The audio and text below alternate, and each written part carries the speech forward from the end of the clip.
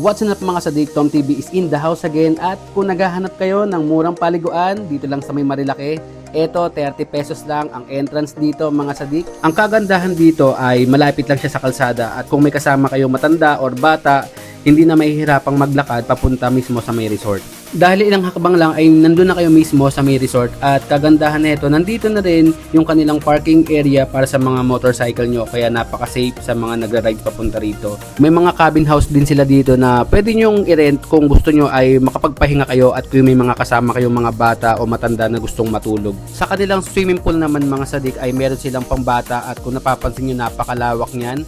Running water ang kagandahan niyan, hindi masakit sa mata at hindi rin masakit sa balat. At sa mga gusto naman ng medyo malalim, meron din silang pang matanda rito na pool na napakalalim rin yan mga sadik at napakalawak rin yan. Isa pa sa kagandahan dito ay napapalibutan siya ng puno na kulay green kaya ang sarap magmuni-muni rito at lumanghap ng masarap na hangin. At sa mga gusto namang malaman yung mga rates nila, ayan pakibasa na lang po at meron din pala sila ditong piso net. So hanggang dito na lang, peace out!